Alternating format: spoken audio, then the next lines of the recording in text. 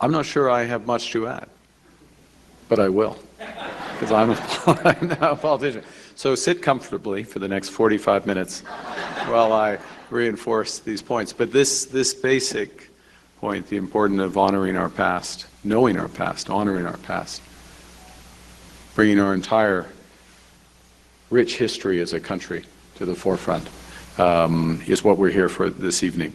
In the heart of Ottawa, Prime Minister Mark Carney steps into a sacred Sikh celebration and immediately signals his political instincts. While honouring Vaisakhi and Sikh Heritage Month, he plants a deeper message about Canada's strength through diversity. But with trade wars looming and sovereignty under pressure, is this the moment he rallies communities for the battles ahead? Pay close attention to this. I think I'll acknowledge Heritage Canada for their contribution to that. And the story at the heart of this film, Brave Six, who fought for the British Indian Army and its allies, including Canada, during the Second World War. Les promesses nous rappellent que l'histoire sikh, trop souvent absente, il faut le souligner, trop souvent absente de notre mémoire collective, est une histoire de courage, de loyauté et de service au bien commun. So in advance, Steve, thank you for telling these stories and for honoring those who fought for the freedoms that we all enjoy today. From the podium, Carney pivots seamlessly from thanks to tribute, shining light on the untold sacrifices of Sikh soldiers who stood with Canada in humanity's darkest hour. This isn't just nostalgia, it's Carney framing immigrant communities as foundational to Canadian freedom and resilience. In a time when external pressures test our alliances, he uses this moment to remind viewers that shared history builds unbreakable bonds. Watch how he bridges past valor to present-day service, setting up his vision for a stronger, more united nation. Of course, Vaisakhi is one of the most sacred days in the Sikh calendar. And for millions of Sikhs in Canada, hundreds of millions around the world, this is a day for prayer and a moment to reaffirm the values of justice, of charity, and service. It's also a celebration of the spring harvest, a moment to give thanks for what has grown through hard work, sacrifice, and labor, values known well to this community. Carney leans into the spiritual heart of Vaisakhi, elevating prayer, justice and selfless service as universal Canadian virtues. From his perspective as a leader navigating economic uncertainty, these values aren't abstract, they're the engine of national renewal. He positions the Sikh calendar not as foreign, but as deeply intertwined with Canada's story of harvest through sacrifice. This sets the stage for his next point on community contributions, showing how cultural traditions fuel the very enterprise that strengthens our economy amid global headwinds. We're here to recognize that for generations, Sikh Canadians have helped to build our great nation through enterprise, achievement, and through seva. In gurdwaras across the country, where meals are prepared, served freely, irrespective of race, religion, or creed. In moments of crisis, and we've known many over the years in Canada, moments of crisis where Sikh Canadians are amongst the first, we see this repeatedly, the first to organize, to volunteer, and to give. Building directly on the theme of service, Carney catalogues how Sikh Canadians have powered Canada's growth, from gurdwaras feeding all to rapid mobilization during floods, wildfires, and evacuations. As Prime Minister, he sees this not as optional charity, but as a strategic national asset. In his view, this community-led resilience is exactly what Canada needs when facing external economic threats.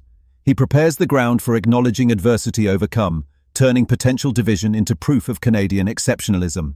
I look around public service. I'm blessed by those who've chosen public service and to serve alongside all fields where Sikh Canadians have prospered. Your contributions are not only a source of pride within the community, they are a fundamental strength of our country. And Andrew, you kindly quoted some words of mine from the weekend, which were rightly, they were the core of the message,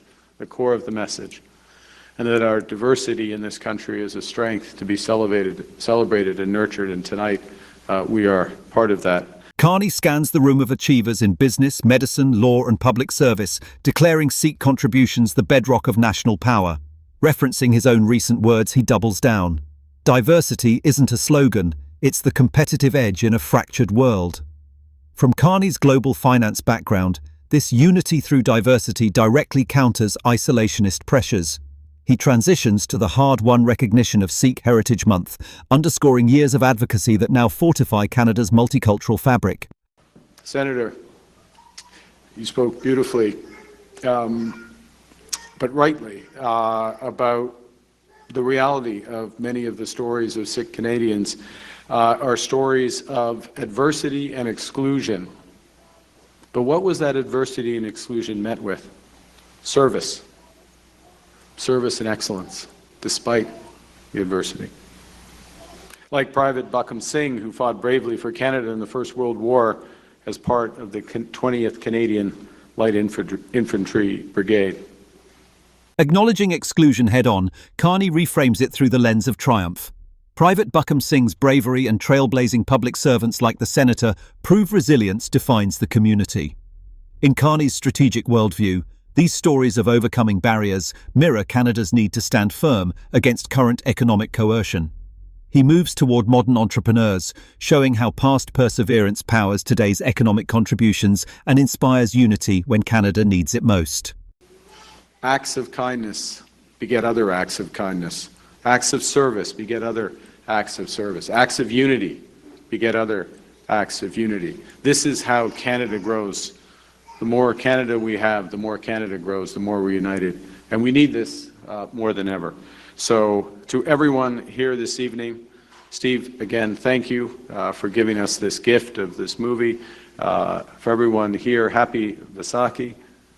I look forward to celebrating Sikh Heritage Month with you and all of us building Canada together for all of us. Carney closes with a profound cycle of reciprocity. Kindness fuels kindness, service builds service, unity multiplies unity. This isn't mere rhetoric, it's his blueprint for national growth at a pivotal moment. From his perspective, amplifying more Canada through communities like the Sikh, one equips the nation to navigate tariffs, borders and sovereignty challenges. The warm Vaisakhi greeting seals it as a call to collective action. As Prime Minister Mark Carney stands before the Sikh community in Ottawa on April 13, 2026, celebrating Vaisakhi and the 7th anniversary of Sikh Heritage Month, his words weave a masterful narrative of shared sacrifice, service, and unbreakable national strength. Yet beneath the warm tributes to langar, Webuftu heroes in promises, and first responder generosity lies a calculated power play, positioning multicultural unity as Canada's ultimate shield against external aggression, particularly from a frustrated Trump administration levying tariffs and floating annexation hints, while Carney quietly forges new trade paths with China and Indo-Pacific partners. Carney, the former central banker turned political operator, understands that highlighting Sikh Canadians' enterprise in business, public service and crisis response isn't just inclusive politics, it's a direct counter to any narrative of Canadian weakness, reinforcing Canada first through diversity that his global experience tells him will sustain sovereignty when old alliances strain. Audience sentiment in early comments on the CPAC stream and social posts praises the genuine acknowledgement of adversity turned to excellence, with many Sikhs expressing pride in seeing their history centred at the War Museum, though some activists quietly note the timing amid ongoing concerns over transnational issues. Yet the overwhelming tone celebrates Carney's presence as validation of community power in building the nation.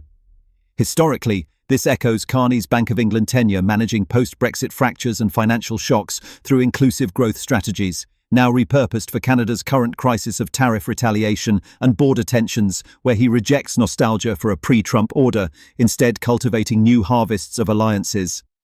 One strengthening external quote comes from Carney's own recent Davos remarks.